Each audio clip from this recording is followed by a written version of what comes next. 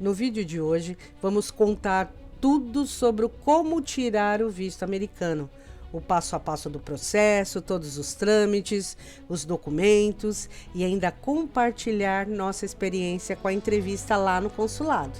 E para fechar com chave de ouro, trouxemos um especialista em vistos para uma entrevista super completa, respondendo as dúvidas mais comuns.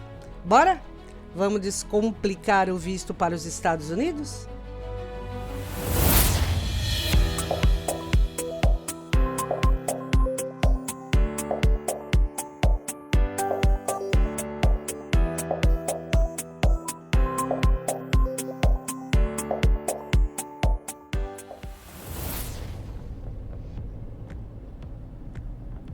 Bem, pessoal, como você sabe, né, a gente saiu de casa, viemos para São Paulo para dar entrada no nosso visto americano no passaporte.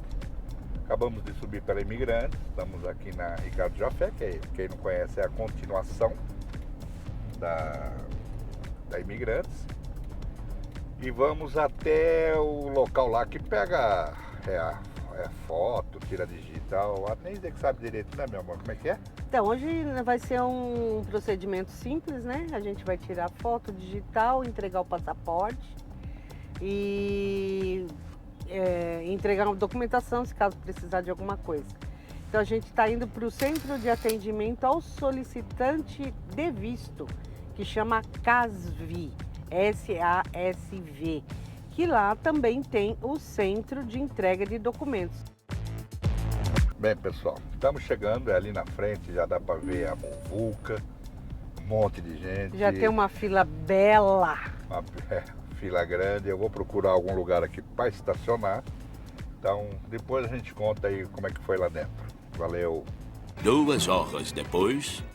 Bem, pessoal, acabamos de sair da fornalha. Estava quente, porque tem bastante gente. Mas o que a gente pode dizer assim, foi super rápido mesmo. A gente não levou nem meia hora.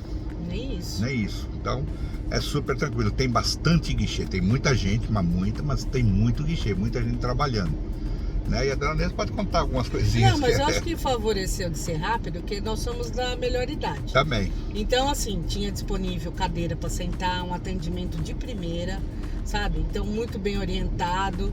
Então, eu acho que tudo isso ajudou. Tinha uma fila grande? Tinha. Pode ser que quem não seja da melhor idade talvez demore um pouquinho mais. Tá? Nós, pelo menos nesse sentido, foi muito bem atendido, com cadeira à disposição, atendimento preferencial. Eu não tenho nada de reclamar, foi muito bom. Fala da Xerox. Ai, nem me... Gente, que horror. É lógico que eu falo pro marido, traga tal documento. O primeiro que eu pedi para imprimir. Fez? Não. Então, o que acontece? Chegamos aqui com uma batelada de papel. E é exatamente o que a gente precisava, que era a confirmação tanto da entrevista como aqui hoje para recolher a digital. É o DFS 160, é aquele que é menorzinho, não é o que é preenchido, é o menorzinho. É a confirmação do DS 160. Precisa. É isso. Uma folha. Isso. Conclusão da história, a gente não tinha essa folha impressa, tinha no celular, mas não impressa. Tinha que imprimir. Adivinha quanto de última hora, numa Kombi, numa coisa assim meio improvisada, para resolver a situação, porque a gente estava em cima do horário. R$20 cada uma folha. Uma folha de Xerox. Uma folha de Xerox. Então gastamos R$40 do nada. Do nada. E outra dica, aqui é ruim para estacionar. Desculpa. Aqui é ruim para estacionar, porque tem a faculdade em frente e por ser esse tipo de serviço. Então é muito carro, é difícil para você achar. Os estacionamentos estão cobrando em torno de R$40. Então é outra despesinha que você pode botar no bolso, tá? E aí a gente chegou bem assim no horário, assim, sabe? A gente chegou o quê? Tinha uns 40 minutos antes. Mas e foi aí de boa. a gente foi até atendido antes, foi super tranquilo. Por isso que eu tô falando. Pode ser porque a gente teve esse preferencial. E na minha defesa da Xerox, aí ontem à noite eu ainda falei pra ela, mas essa Xerox vai precisar amanhã? Ela falou assim, não, só na quarta-feira, que é quando a gente vai no consulado para entrevista. Só, porque senão eu ia botar no pendrive e vindo para São Paulo eu ia achar um lugar antes de chegar aqui. Não, é só amanhã, só quarta. Hoje é terça. Então, fiquei tranquilo. Então, tá os dois. Eu errei, tenho certeza. Errei. Paguei R$40 por esse erro, tá? Então, fica a dica aí. Fica a dica. É o papel mais importante que você tem que trazer. O que é o papel importante? É o passaporte e essa confirmação do DST que diz que tem um número lá, tem tudo lá cadastradinho, a ficha que você preencheu do DSC. DS 160. Isso, e na realidade, que nem as fotos que falam para trazer. Na realidade, eles tiram a foto aqui. A foto é, se caso dê um BO aqui neles, o sistema caiu, qualquer porcaria que possa acontecer, que eles não consigam tirar a foto, eles vão falar, cadê a foto? E aí, se você não tiver, você vai ter que tirar aqui do lado do negócio também tem para tirar foto, que também é outra facada. Então, a gente tirou a foto, vai ficar guardada de lembrança, porque ela não vai ser usada, porque funcionou tudo bonitinho o sistema, então tirou a foto. Então essa é outra informação.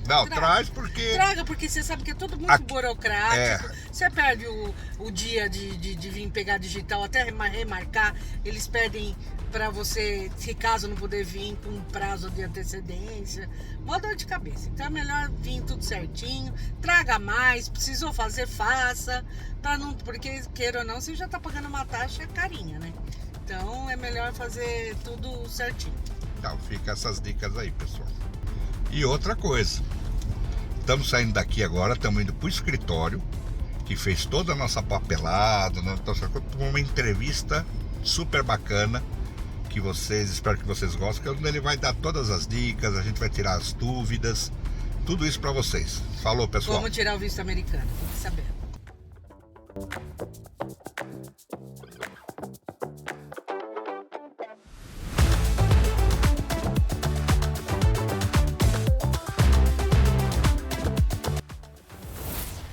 Boa tarde, Bruno. Boa tarde. Tudo bem? Tudo bom? Muito prazer em conhecê-lo pessoalmente, já que a gente já conversou bastante pela internet. Eu gostaria que você se apresentasse para nós, conhecer aí, claro. falar o que você faz e um pouquinho aqui do que é a sua empresa. Claro. Meu nome é Bruno Cap, eu sou um dos consultores aqui da Celestino Assessoria Despachante. A Celestino ela é uma das primeiras empresas do Brasil que trata essa parte de documentação estrangeira. Ela tem mais de 50 anos no mercado, então a gente auxilia desde a confecção de passaportes, alguém que quer passaporte brasileiro, que seja segunda via. A gente também trabalha com vistos. Claro que o maior número é o visto americano, renovação, primeiro visto, mas aqui é difícil algum país que a gente não faça. São mais de 50 países que a gente trabalha com visto, países asiáticos, países africanos, Oceania. Então, assim, a gente já tem uma gama bem grande e já tem um bom nome no mercado, por isso que quando você procurar, a primeira que vem é a Celestino, tá bom? Vocês têm um know-how aí bem grande, já né? Já faz bastante tempo, exatamente. E estou super contente com o trabalho de vocês. Agradeço, que bom que deu tudo certo. Parabéns, viu? Muito obrigado. Bom, vamos direto aqui, vamos perguntar um pouquinho mais. Claro. O que a gente tem dúvida? Existem vários tipos de visto, americano, quero dizer. Sim. E eu queria saber quais são e quais são os mais comuns, os mais requisitados. Tá. Existem sim, o que você falou, várias categorias de visto. Por exemplo, assim, você pode solicitar um visto de investidor, mas vamos lá, cada tipo de visto ele tem alguma burocracia a ser seguida, tá? Então, por exemplo, tem visto de investidor, um dos mais comuns, estudos e trabalho. Tá? O de estudos, você já tem que ter uma instituição de ensino ou uma universidade que você já esteja com tudo feito, tá? Então, existe uma taxa diferente no de estudos que você faz direto com essa instituição de ensino, ele vai preencher um documento que depois você apresenta na sua entrevista junto ao consulado, para eles saberem de datas, para saber que realmente você está tramitando o visto correto. O de trabalho também, você tem que já estar com a empresa certa, contrato assinado, para o consulado também saber qual que é a sua data de entrada no país. O mais comum, claro, é a categoria B1, B2, que é a de turismo, que é 90% dos pedidos é o B1, B2, que é o de turismo, que é o... Você preenche o formulário, faz a entrevista, tem a validade por 10 anos, esse é o mais comum de todas as categorias de visto americano.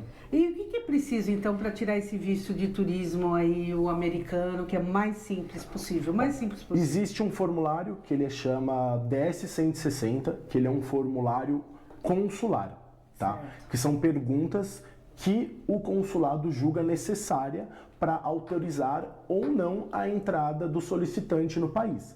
A gente aqui da Celestino, como a gente trabalha? A gente tem um link de um rascunho em português da empresa que a gente passa para os solicitantes preencherem. Após esse preenchimento, a nossa equipe, com o know-how que eles já têm, fazem essa avaliação para ver se está tudo ok. Quando tiver tudo ok, quem preenche o oficial em inglês somos nós. Então, a contratação de uma assessoria ela é bom por conta disso. Ali naquele formulário que eu mandei para vocês, que vocês fizeram, existe a possibilidade de errar, existe a possibilidade de fazer uma correção, porque quem vai preencher o oficial somos nós. Depois que a gente preenche esse oficial, existem as taxas consulares a serem pagas. Hoje está em torno de quanto? $185. Está saindo uma média de R$1.036. Porque o câmbio que o consulado utiliza, ele é baseado no câmbio real, claro, mas, por exemplo, assim, se amanhã o dólar abaixar para R$3, amanhã já vai ficar bem mais barato? Não, é só se é algo constante, tá? Se o dólar baixou, já faz 15, 20 dias que o dólar está naquela baixa, talvez mude, tá?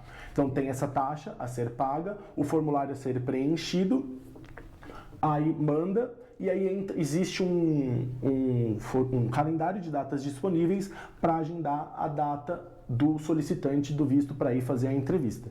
São 2 etapas, que é o CASV, né, que é o Centro de Apoio ao Solicitante do Visto, que é uma parte mais simples, que é apresentar o passaporte, tira foto e faz a biometria. E aí a segunda etapa é a entrevista realmente, que quando você vai conversar com alguém de lá dentro, ele vai te fazer as perguntas que ele julga necessária, porque ele já vai olhar o seu DS-160 de antemão. Então quando você chegar para conversar com ele, ele já sabe quem é você, quais foram as suas respostas do formulário, e aí ele te faz as perguntas que ele julga necessário para te autorizar ou não o visto. Antes de a gente adentrar até a parte da entrevista, claro. Existe alguma isenção dessa taxa? Do consulado? Do consulado, existe? Não, essa taxa é a taxa consular, é o que eles trabalham. Não existe isenção por parte deles? Existe isenção de entrevista, mas isenção de pagamento... existe isenção da entrevista. Existe, então, existe. Quem, por exemplo, não precisa passar por ela? Maiores de 80 anos... o processo é o mesmo, preenche formulário, mas ele não precisa ir até o consulado solicitante que tenha mais de 80 anos. Crianças com menos de 14 também não precisam. Mesma coisa, existe um formulário, existe todo o início do processo. Existe todo o trâmite normal, exato, só não isso, tem não precisa ter lá. E se a criança tem de 14 até menos de 18 nessa faixa, ela tem a entrevista, mas ela tem direito a um acompanhante direto, que pode ser ou pai ou mãe. As perguntas da entrevista serão feitas ao adolescente, se é que eu posso dizer assim, mas por ele ainda ser menor de idade, mas já ter 14 completo, ele tem direito a um acompanhante direto para ir lá no consulado juntamente com ele, tá bom? Entendi. Então eu achei interessante isso. Por exemplo, se eu tenho um filho de 14 anos, ele vai viajar sozinho, por exemplo, digamos. Tá. Não é para estudo, seria até para turistar, vamos dizer assim. Ok. Passa por esse trâmite e ele pode viajar sozinho? Nesse caso, eles vão dar Isso sim, assim, ele consegue o visto normal. Claro que se ou o pai ou a mãe tiver o visto válido, ajuda, tá? Porque ele vai falar se está indo viajar, é turismo, sim. E se o pai tiver, na entrevista até pede que leve uma cópia do visto do pai, da mãe ou dos dois. Só que para ele poder viajar sozinho, aí é uma outra questão que no passaporte dele, quando ele fez o passaporte, mesmo sendo menor de idade, existe uma opção a ser escolhida e é o que vem ali carimbado no passaporte dele, que uma das opções é essa, autorizo que seja viajado desacompanhado. Então, quando os pais fizerem o passaporte do menor de idade, aí eles vão escolher qual que é essa opção. Aí não seria não tanto mais já no processo do visto, isso é no processo do passaporte. Seria aqui no Brasil. Isso, então, passaporte brasileiro. Isso, exato. Entendi. Tô na entrevista, vamos falar um pouquinho da entrevista agora. Claro. Chegando lá, que todo mundo treme, né, em razão dessa entrevista. Tem toda aquela ansiosidade. Podia falar um pouquinho dela? Claro. O que se deve evitar e como se deve portar? Sim. O que a gente deve fazer nesse caso? Vamos lá. Não são regras a serem seguidas, porque não existe assim uma regra de etiquetas, mas com o know-how que tem aqui da empresa, das pessoas que trabalham aqui há vários anos, e a gente conversando com os aplicantes no dia a dia, a gente já consegue dar algumas dicas, instruções, digamos assim.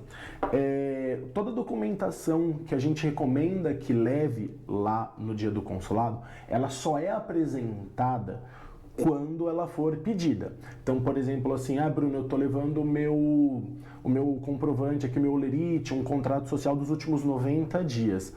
Então você já não vai chegar assim falando, oi, tudo bem, senhor? E já vai apresentar. Você só vai apresentar qualquer tipo de documentação que tenha com você, caso seja pedida. Outra coisa, todas as respostas serem respostas diretas. Do mesmo jeito que as perguntas vão ser diretas, você responde diretamente. O que eu quero dizer com isso? Por exemplo, assim, qual que é o seu intuito da viagem? Turismo. É isso.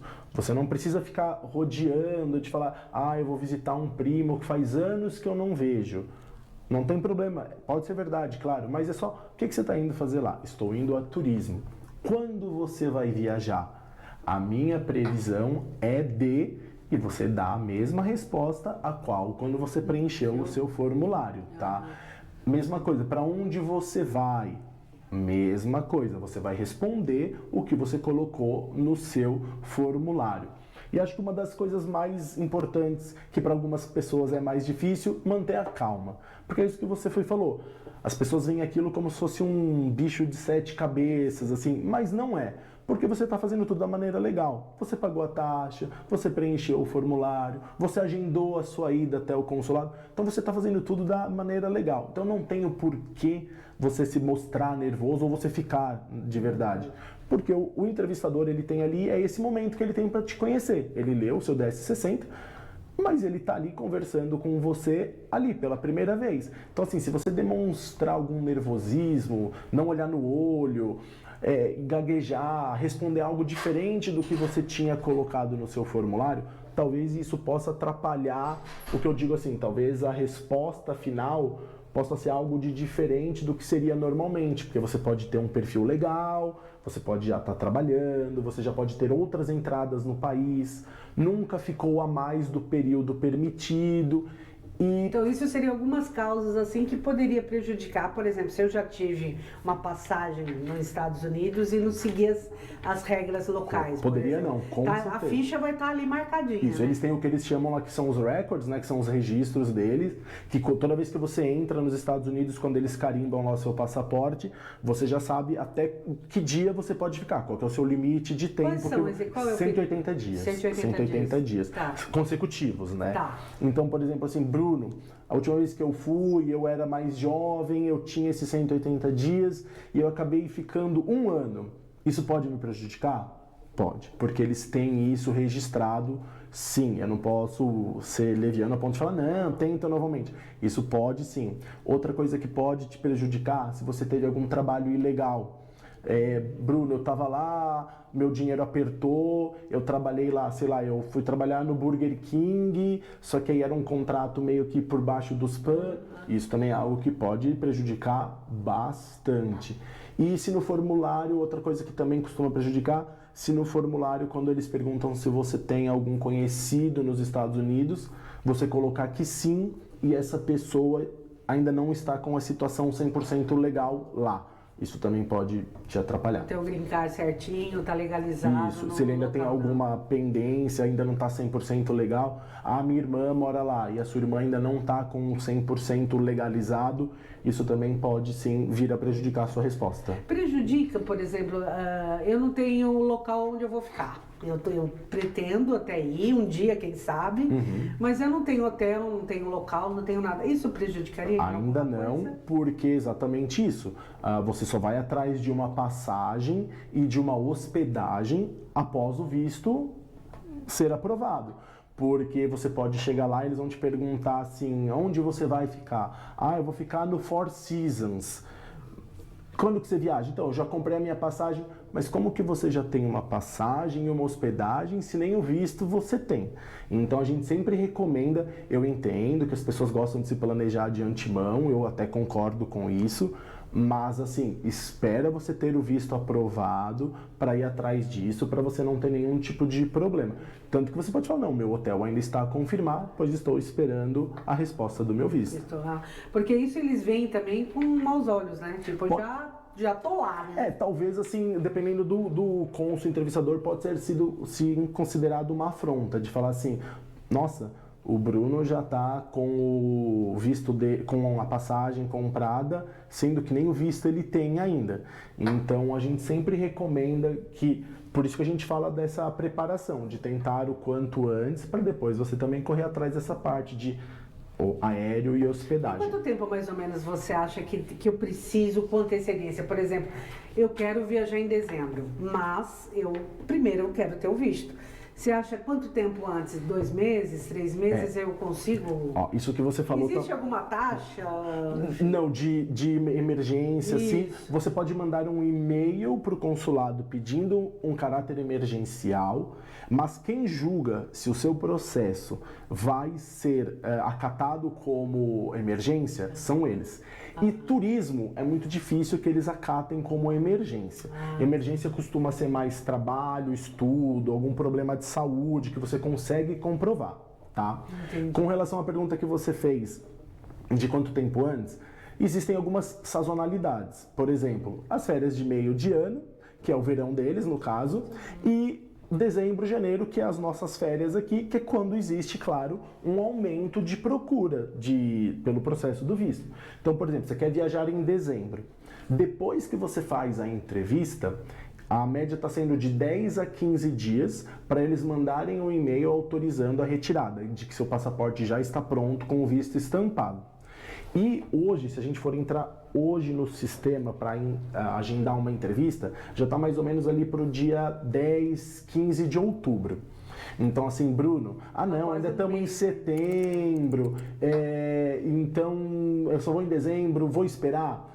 Eu não daria esse conselho, eu falaria para ser ao contrário, para fazer o quanto antes, para você não pegar esse aumento de fila por conta do aumento de pedidos por conta de dezembro, janeiro, que é quando são as nossas férias. Então essa parte de sazonalidade de meio de ano e fim de ano acaba também contribuindo para uma espera maior na fila da entrevista, tá bom? Entendi. Que nem, por exemplo, Deus o livre guarde, acontece que todo mundo teme o famoso papel rosinha lá, meu visto foi negado, não sei por qual razão. Tá. O que eu faço? O que eu tenho? Sento e choro? Primeiro. Segundo, qual é a atitude que eu vou tomar? Vamos lá. Se você tem o temido papel rosa, que é o da negativa, que 90% das vezes eles costumam falar que é 214B, que a pessoa não tem uma raiz com o país natal. Não existe uma regra certa de você virar e falar assim, agora eu tenho que esperar 90 dias para tentar novamente, eu tenho que esperar 1 ano. Não existe uma regra escrita com relação a isso. Se você quiser já no dia seguinte aplicar novamente, você pode? Você pode. Mas uma coisa que a gente sempre aconselha é assim, algo mudou no seu perfil a ponto de a resposta ser diferente? Porque, por exemplo, assim, você foi negada por alguma coisa que o entrevistador identificou ali na sua entrevista ou no preenchimento do seu DS-160 que não te daria a condição de você ter esse visto aprovado. Então, assim, Bruno, é que a minha viagem está chegando, eu preciso viajar, a gente entende isso, claro, mas, por exemplo, você fez hoje, foi negada hoje, eu já quero segunda-feira fazer de novo. Assim, mudou algo tão rápido no seu perfil para você fazer uma nova tentativa, uma nova aplicação num preenchimento que a sua resposta, o seu resultado da entrevista possa ser diferente? Porque quando você for lá, eles vão saber que você teve um visto negado, principalmente se for algo recente, mas eles sabem que você já teve um visto negado. Então, assim, algo mudou, por exemplo, não, eu não tinha, sei lá, eu não tinha um imóvel, eu não tinha uma família. Eu estou usando esses exemplos porque são fatores que poderiam vir a fortalecer um perfil de um aplicante, porque esse de não ter raízes com o país natal seria isso. Ele tem alguma razão para voltar ou ele vai para lá para tentar ficar como um imigrante legal, arrumar um emprego ilegal, sem contrato, sem nada. Então, assim, é isso que a pessoa tem. Eu sei que é muito chato, que é o sonho da pessoa conhecer, fazer turismo, a gente entende. Mas eu na minha opinião, assim, esperar pelo menos um tempo. Às vezes a pessoa fez uma coisa que pode parecer besteira, mas não é. Às vezes a pessoa faz sem a ajuda de uma assessoria e preenche diretamente no site do consulado o DS-160 já em inglês. Às vezes um preenchimento que não fique tão correto, que tem ali uma escorregada, o que a gente chama de ponto fraco, isso também pode ser algo que faça a pessoa ter o visto negado. Certo. Entendeu? Você falou em ponto fraco, não sei se a gente pode citar alguma coisa. Não, ponto fraco que eu me refiro é assim, algum tipo de informação que ele possa vir passar, que possa vir a prejudicar no dia da entrevista. E a gente, como uma assessoria, já com especialidade nisso, consegue identificar e fala para a pessoa. Não é que existe assim que ele é básico, comum a todos. Certo. Mas, por exemplo, às vezes a gente vai analisar o DS-160 da Maria. Aí eles falam, a gente passa para a pessoa e fala, esse preenchimento que você colocou talvez não seja tão bom para um resultado, para uma entrevista. Existe outra maneira de a gente expor isso? Existe alguma coisa que a gente possa preencher de outra maneira? Para não chegar no dia, já lá o cônsul já olhar o seu DS-160 e falar, essa daí já não vai passar, não tem chances, entendeu? Não tem vínculo nenhum. O que de repente, nessa ideia de vínculo, o que você acha que o cônsul pega mais, se é o que a gente pode Então, citar? vamos lá. Como a razão 214B é falta de raízes com o país natal, coisas que podem vir a fortalecer o perfil do aplicante. Se ele tem um imóvel no nome dele, se ele tem um automóvel, uma moto no nome, se tem família, assim, casado com filhos, se já tem uma estabilidade no emprego, se já tem algum tipo de investimento financeiro, se ele tem alguma empresa que seja dele. Por quê? Porque aí a suposta conclusão da pessoa que vai te entrevistar é assim, ele não vai arriscar tudo isso que ele construiu durante a vida, deixar para trás para tentar uma vida lá nesses empregos iniciais, que seja o entregador de pizza, o trabalhador do McDonald's, nada contra as profissões, mas são profissões que são mais fáceis de conseguir lá e falar assim, a pessoa tem tudo isso, ele tem um imóvel, ele tem o filho, ele tem a mulher, ele tem um investimento de X, ele não vai arriscar largar tudo para trás para tentar uma vida ilegal lá, sendo que ele tem total risco de ser deportado. Se descobrirem que ele está numa situação ilegal, ele pode ser deportado do país. Sim. E aí, uma vez que essa pessoa é deportado, que fica carimbado, ele não vai conseguir visto novamente. Entende? E, por exemplo, que você falou do deportado. Eu só vou passar pelos Estados Unidos porque eu tenho uma conexão, ou eu vou fazer um stopover por ali. Eu preciso do visto. Sim. Não tem jeito. Precisa. Mesmo que ele seja, que a gente chama que é o visto de trânsito, né? Precisa, porque por mais que você vá fazer, por exemplo, uma conexão aí de 12 horas, digamos assim, que você vai para um outro país e você vai fazer uma conexão de horas, você está em território americano. Então você precisa. Existem umas outras, por exemplo, assim, pessoas que têm passaporte de outra nacionalidade.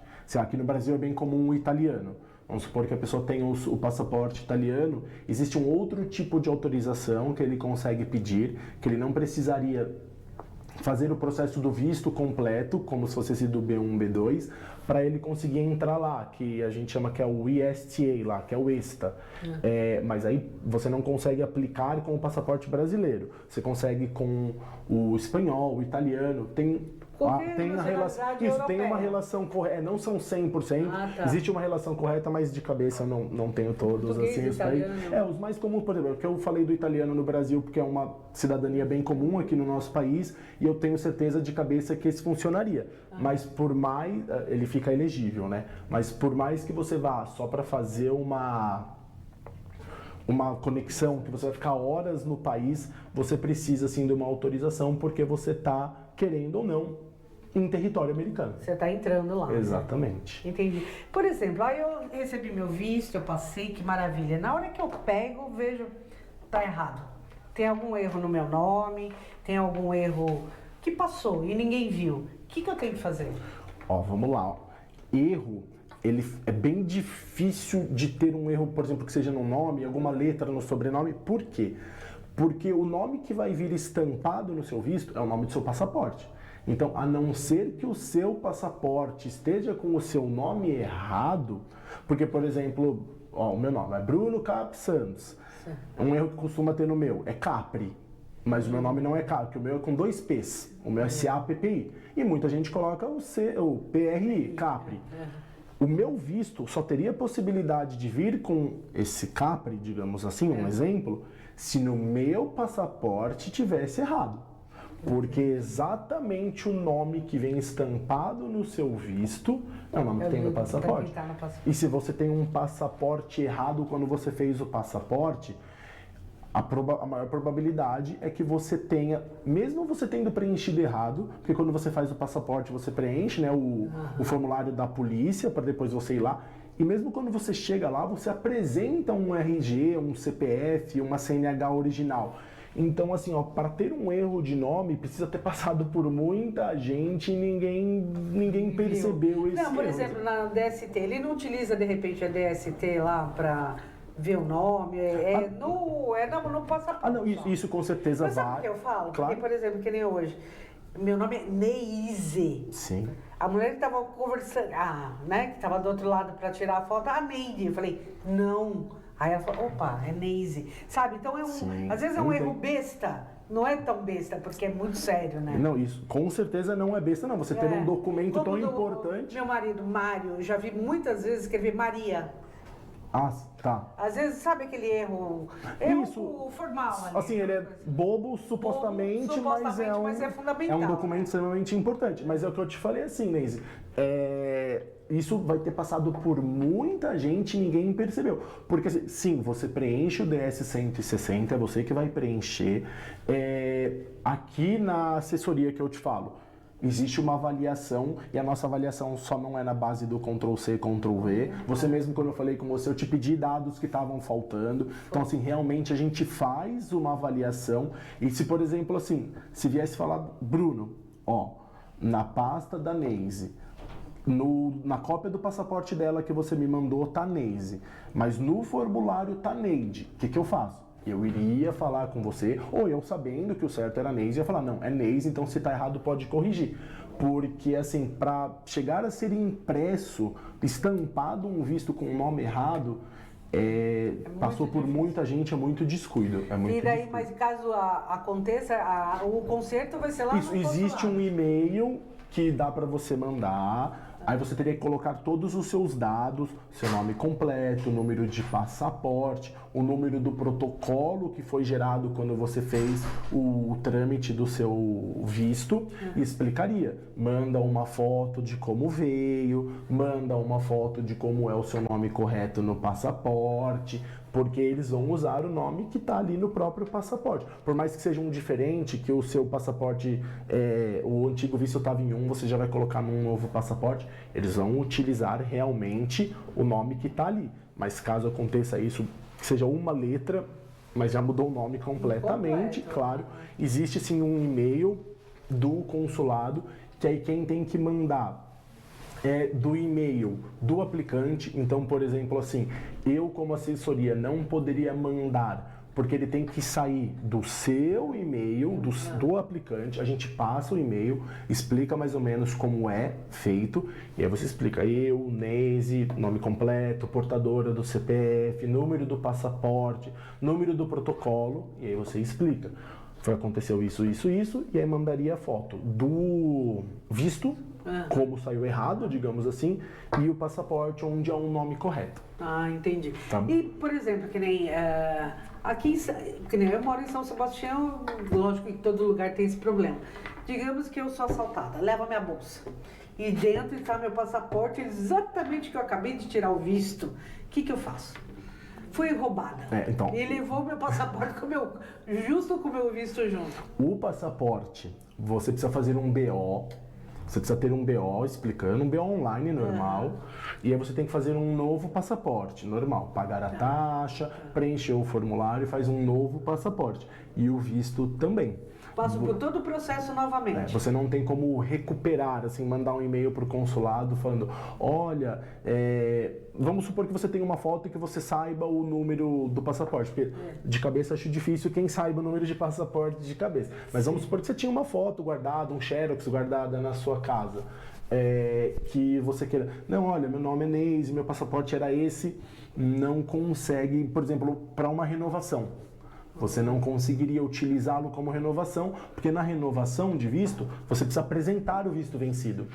Então, assim, você sim, infelizmente, caso aconteça essa situação que você falou, é uma nova emissão. Mas eu tenho que avisar o consulado que eu perdi esse visto ou não?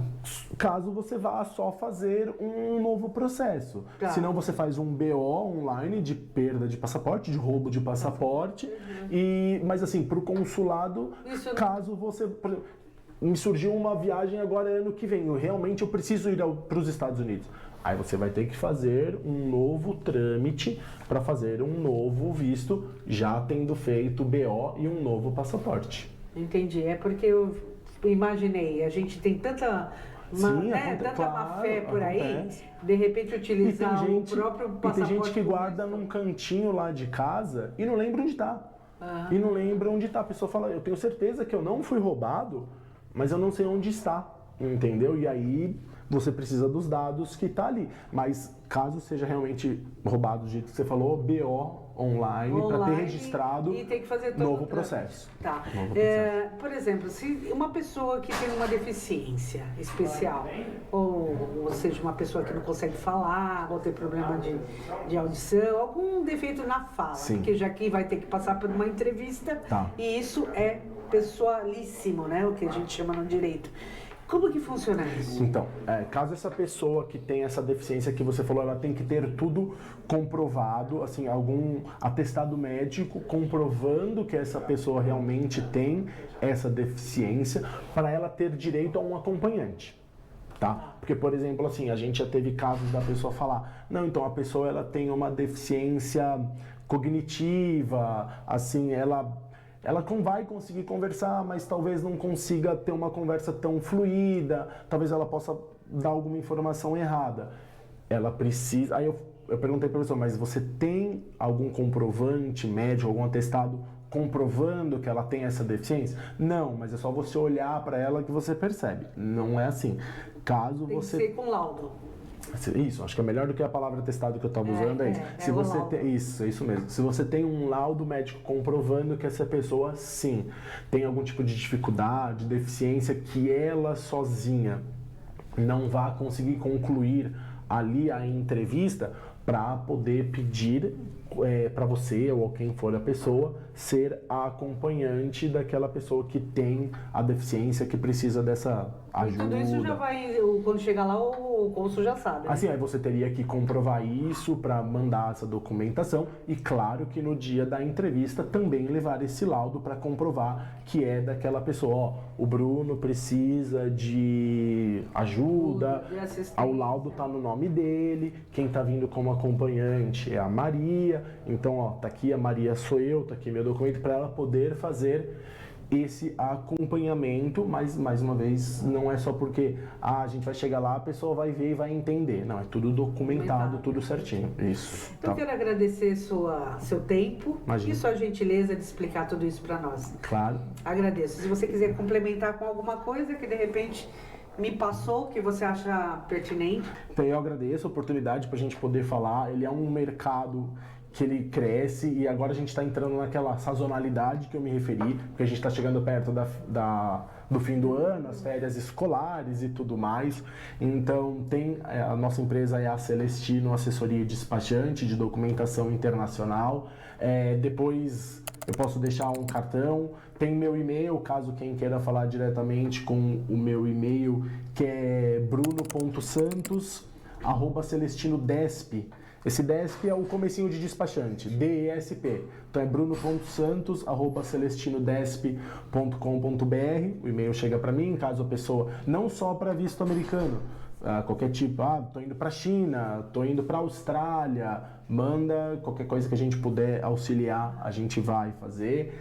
Deixar as redes oficiais, o site, o Instagram, a gente deixa com vocês, aí vocês puderem dar aquela divulgada lá pra gente, mas a Celestino pode vir, que eu tenho certeza que, assim, com relação ao nosso trabalho, eu garanto, porque já são muitos e muitos anos aqui, sempre no mesmo lugar, num endereço tão famoso aqui da cidade, o Edifício Itália. Então, a nossa parte do nosso trabalho, pode ficar tranquilo que a gente garante aqui a nossa assessoria para qualquer que seja o assunto aí. Tá Mais bom? uma vez, então, obrigada. Imagina, eu que agradeço. Muito obrigado. No dia seguinte. Bem, pessoal, estamos aqui nessa loucura do trânsito de São Paulo. Saímos lá da minha cunhada, que ela mora ali na Zona Leste, ali perto da Moca. E estamos indo lá para o consulado. E é cedinho agora é 7h11 da manhã. Mas o trânsito está insuportável. A gente está até meio preocupado, que nossa entrevista é às 8 da manhã, né, meu amor? Sim. Sim, a adrenalina está só no sim. Ai, a gente esquece que São Paulo tem muito trânsito, né? E aí tem os lerdos, tem aquele que atravessa onde não pode, enfim. Mas vai dar tudo certo. Tamo indo. 2 horas depois. Bem, pessoal, acabamos de sair da temida entrevista. Dona Neise vai contar. Passamos! Fomos aprovados. Foi super rápido. Fizeram 3 perguntinhas básicas. E a mulher falou, tá ok. A pergunta se trabalha. A segunda, se tem imóvel. E a terceira, se tem filho. Foi isso. Super tranquilo. Simpática. Foi rápido. Mas por conta como é que chama? Da terceira idade. Da terceira idade, de preferencial. Então tem as filas de preferencial que tem pouca gente, quase ninguém. Tudo. No preferencial super rapidinho. No resto, umas filinhas longas. Então é um pouco de paciência. Você sente o clima, né? O clima tenso de todo mundo. Você vê pessoas sorrindo por dentro a hora que está saindo que receberam, pessoas em pranto por dentro, com o papel rosa na mão, mas é de boa, é ter calma, tranquilidade, como o especialista falou, ser honesto, né? Falar o que não tem medo, não tem. Não, e ela olha tudo, viu? Ela se ela pergunta, eu acho que ela lê o seu relatório e de acordo ela vai perguntando. Então 3 perguntinhas básicas, trabalho, casa e se tem filhos, esse tipo de coisa. E o que mais quer falar? Ai, me fugiu agora que eu lembrei um negócio. Depende de quem tá na sua frente se demora ou não, né? Que nem tinha um casal foi mais demorado, o outro na nossa frente foi reprovado. E depois foi a gente, entendeu? Então, dependendo de cada situação, a entrevista é mais prolongada, é mais alongada, com mais pergunta. Mas eu não vi ninguém mostrando papéis, nada, porque ela só vai conversando, ela vai perguntando, vai conversando. Bom, entendeu? então eu espero que, na verdade, que vocês tenham gostado desse vídeo. Se gostaram, compartilha com quem está pensando em tirar o visto, porque eu acho que o que o especialista falou vai ajudar muito, né? Que é uma pessoa que é da área, que conhece. Então você curte, comenta, compartilha, deixa aquele like, dá essa força pra gente, né? Espero que vocês consigam tirar um conteúdo muito satisfatório para o que vocês querem também, tá? Então é tranquilidade, verdade, vai na fé que dá tudo certo. E boa viagem para nós. Pra nós.